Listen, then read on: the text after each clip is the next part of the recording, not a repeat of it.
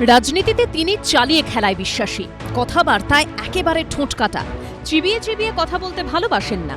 তবে খাবারের পাতে ডাঁটা থাকলে চিবোতে মন্দ লাগে না বরানগরের বিজেপি প্রার্থী সজল ঘোষের। বিধানসভা নির্বাচনে বরানগরের বিজেপি প্রার্থী সজল ঘোষ সকালে প্রচার, বিকেলে প্রচার, কিন্তু দিনভর প্রচারের মাঝে কি খাওয়া দাওয়া করছেন তিনি?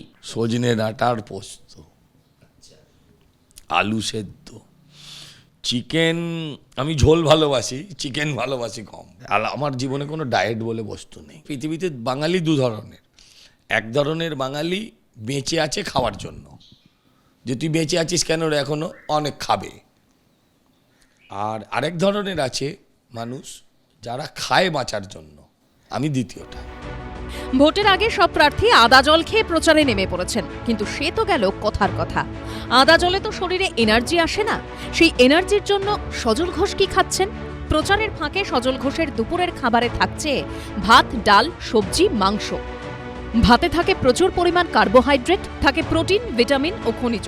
সজনে ডাঁটায় থাকে ভিটামিন, ক্যালসিয়াম থেকে প্রচুর খনিজ উপাদান। মাছ মাংসে থাকে প্রচুর পরিমাণে প্রোটিন। মাছ থেকে বাড়তি ভিটামিন এ ও ক্যালসিয়ামও পাওয়া যায়। আমার মিলে পাওয়ার নেই। আমার পাওয়ার হচ্ছে যে ভাই জিততে হবে, বাংলাকে শনিমুক্ত করতে হবে। সেখানে মিলে পাওয়ার নেই। এই কখনো খাওয়ার জোটে ভোটের সময়, কখনো জোটে না। এখন মেনুতে দেখছি ভাত, পটল ভাজা।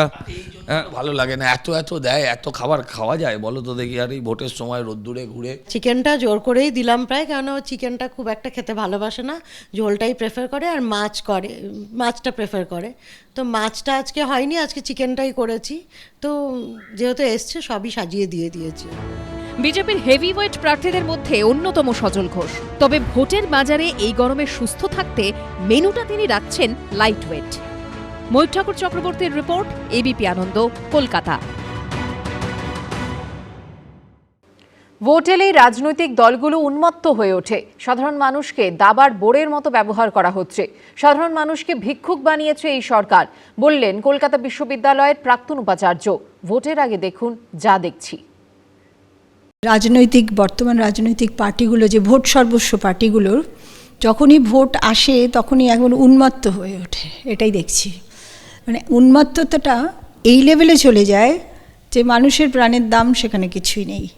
সাধারণ মানুষগুলো দাবার বোড়ের মতন ব্যবহার হচ্ছে। শাসকের আসন আছে, তারা সেই আসনটাকে ধরে রাখার জন্য মরিয়া, বেপরোয়া, যা খুশি তাই করছে। বিরোধী দল কিছু আছে বলে তো আমার অন্তত মনে হয় না। খুব সাধারণ অসহায় মানুষগুলোকে তো ভিক্ষাবৃত্তিতে অভ্যস্ত করে তোলা হয়েছে। যারা শাসক আছেন তারা ভিক্ষাবৃত্তিটাকে খুব অভ্যস্ত করে তুলেছে মানুষকে।